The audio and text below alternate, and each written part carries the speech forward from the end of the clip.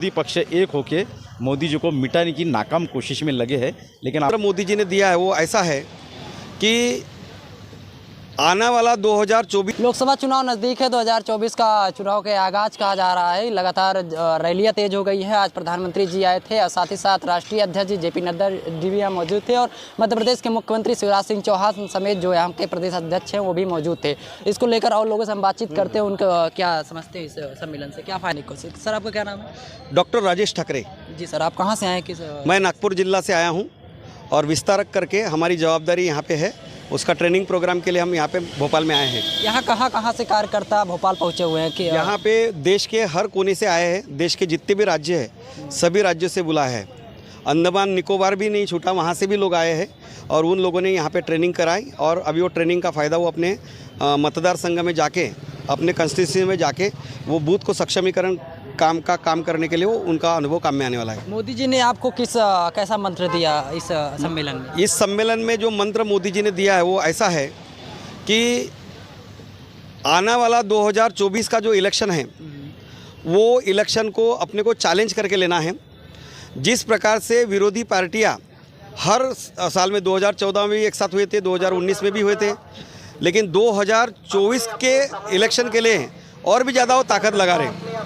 तो उन लोगों को भी जवाब हमको जनता के जो जनाधार जो है उसके माध्यम से देना है।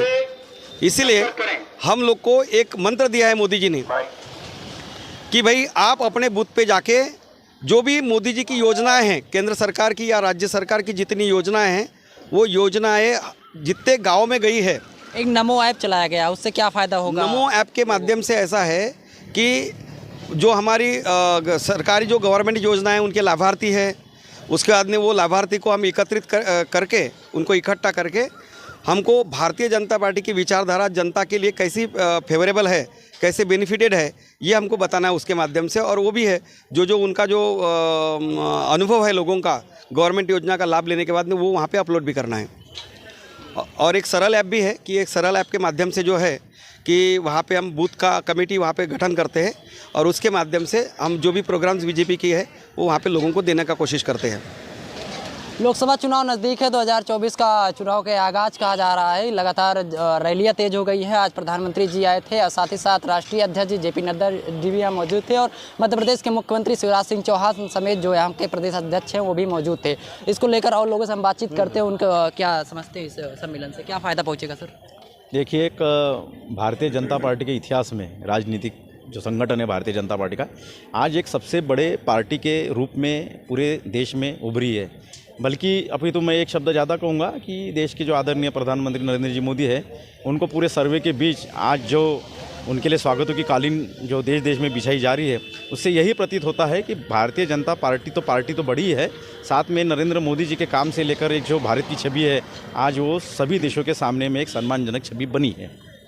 तो उससे ये जो अभियान किया गया है, इस अभियान के मार्फत पूरे देश से कुल मिलाकर 2845 औसतन एक प्रतिनिधि करके यहाँ के रूप में यहाँ पर आए थे। उनका 2 दिन का यहाँ प्रशिक्षण हुआ और यहाँ से भारत के विभिन्न कोने में विभिन्न बूथ तक और भारतीय जनता पार्टी के मंडल समिति के बूथ समिति के आखिरी कार्यकर्ता तक और गांव के मतलब नागरिक तक भारतीय जनता पार्टी का वो कार्यकर्ता जाएगा और वहाँ पे बूथ की शैली, बूथ का संचालन, बूथ का कामकाज किस तरह से चलता है वो हम सीखेंगे। और हमने कुछ नया या कुछ पुराना जो भी भारतीय जनता पार्टी का हमारे एरिया में, हमारे क्षेत्र में जो हमने काम किया है उसका भी अनुभव यहाँ के मंडल के जो हमारे क्षेत्र को हम जो दिया जाएगा, प्रभारी जिस क्षेत्र का बनाया गया, शायद वहाँ की भी भारतीय जनता पार्टी के कार्यकर्ताओं को काम में आएगा। तो एक अच्छी पहल भारतीय जनता पार्टी के इतिहास में हुई है और एक अच्छा बड़ा अभियान इस मतलब उद्देश्य से यहाँ पर शुरू किया गया है।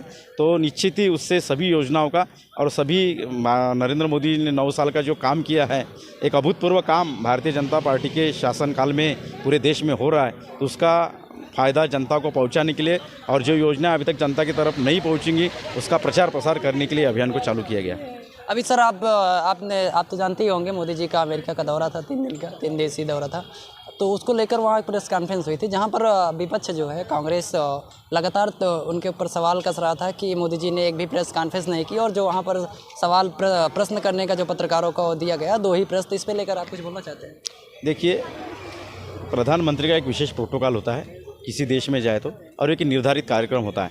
अब पूरे दुनिया के सामने अगर वो खुल के बात कर रहे हैं, वहाँ पे जहाँ तक वहाँ पे पूरे देश के राष्ट्रीय मतलब प्रेसिडेंट जो होते वो खुद आए थे, न्यूजीलैंड से लोग आए थे, पापुआ गिनी से उनके अध्यक्ष आए थे, सभी लोगों ने मिलजुल के इतना बड़ा चढ़ा स्वागत किया और सभी लोगों से खुलकर अगर बात देश के प्रधानमंत्री कर रहे हैं तो उसके बाद अगर मुझे तो नहीं लगता, ये मेरा व्यक्तिगत मत है कि मीडिया से उन्होंने कुछ बातचीत करना था। उनको जो करना था वो सभी बातचीत खुली जनता के सामने वहाँ पर अमेरिका में आदरणीय नरेंद्र जी मोदी ने की है।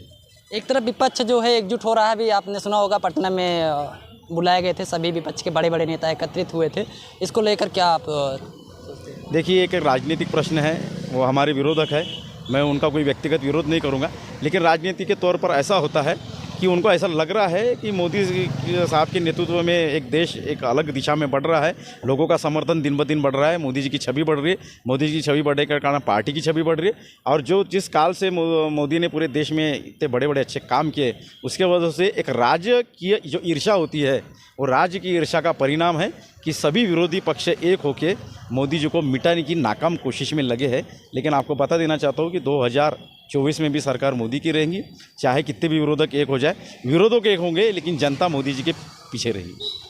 बहुत बहुत धन्यवाद हमसे बातचीत करने के लिए आपका।